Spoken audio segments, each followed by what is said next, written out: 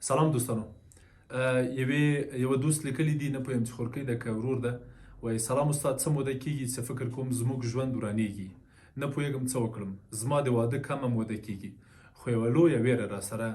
راسره ده او فکر کوم ژوند مې په خطر کې دی. لطفا کومک راسره وکړئ. کیدای سي وپوښتئ چې څه سوي، څه نه دي سوي، خو اړیکه مو ښه نه راته ښکاري او فکر کوم چې یو څه وران دي او خپله هم نه پوهېږم. ښه، البته یادونه وکړم خورکۍ چې موږ په ګډ ژوند کې د ګډ ژوند د پیل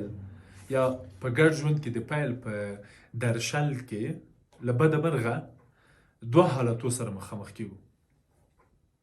موږ یو واقعي اړیکه لرو او یو هغه اړیکه چې شیدایي پکې. هغه اړیکه چې په واقعي ډول وي هغه وروسته له واده خورکۍ،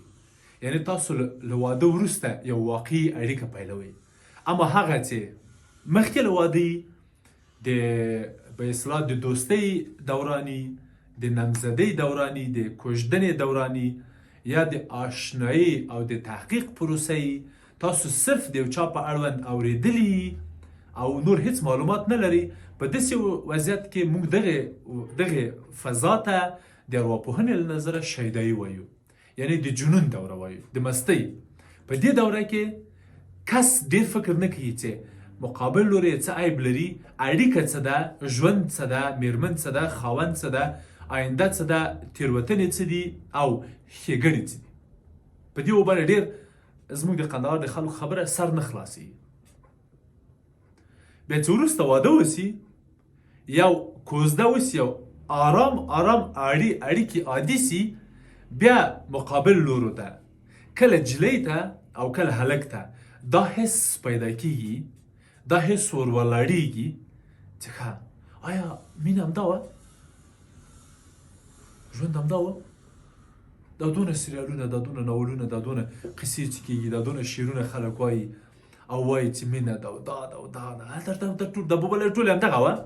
دا قصه بالاخره همدغه وه.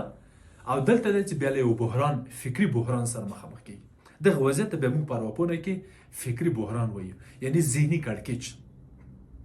بحران هغه ستونزې ته وایو چې ذاتي کس هغه سي لاجواب سي،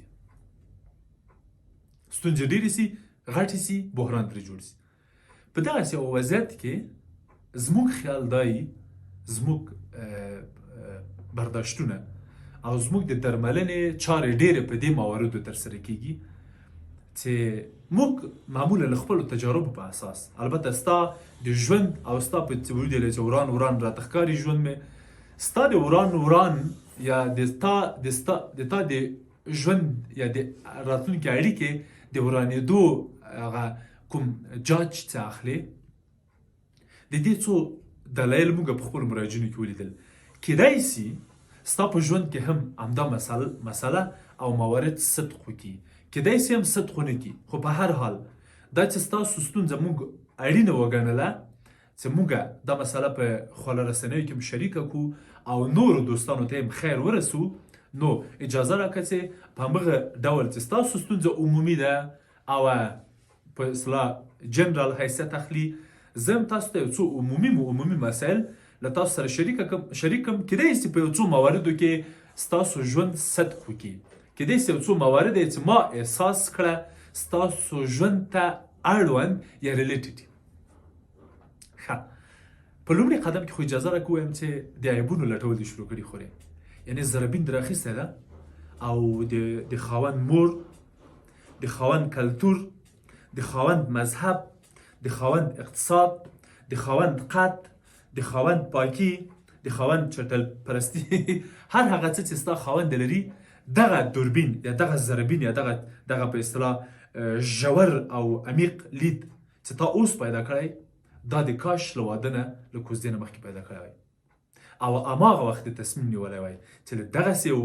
پاکخوره یا چټلخور انسان سره، له دغسې یو دودیز انسان سره یا مدرن انسان سره، له دغسې یو کلیوالي یا ښاري انسان سره، له دغسې یو لوست یا نالوست انسان سره، له دغسې یو بدخلقه یا خوشخلقه انسان سره ژوند پیلول ښه دي که نه هغه وخت یې کولی سي تصمیم نیولی وی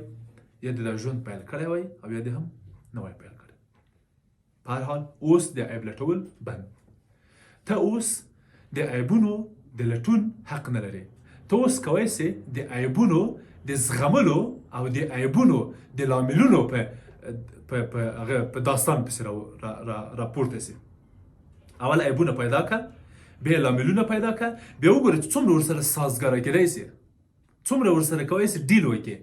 څومره کولی سي ویې منې قبول یې کړې دا سره شروع کړه خور کوي یو دویم سپکول او سرزنش کول دې شروع کړي کیدای سي نه دې شروع کړي کیدای سي ته سپکېږي او ته سپکوي تا په اصطلاح سرزنش کوي زه په دې نه یم خبر چې ته دا کار کوي که خاوند دې دا کار کوي په هر حال ته دا کار کوي که میرمن دې دا کار کوي که تا احیانا نارینه اوسه سپکول توهینول انسان ناامیده کوي انسان چې ناامیده سي د ژوند خوند کمیږي د ژوند خوند چې کم سي فاصله شروع کیږي فاصله چې کمه شوله تاسو د ګډ ژوند او د نه ګډ ژوند په اړه فکر کوئ یا د بلې اړیکې په اړه فکر کوئ یا د بل خاوند په اړه فکر کوئ یا د خپل پخواني رهبر په اړه فکر کوئ چې کاش هغه مې کړی وای یا خپل پلار درته یا خپل ورور خپل بل کس خپل ایډیاله خورلنه در پیدي چې د هغې مېړه څومره مینه ورسره کوله او ستا مېړه نه کوي بس تاسو پخپله راځئ او د پرتلې شروع کوئ دغه سپکول او سرزنش کول د هغو باورونو په اساس تاسو ته پیدا کیږي ختم یې کوي خور کوي دریم مورد چې هیله دې شته کوم زړه خوړل او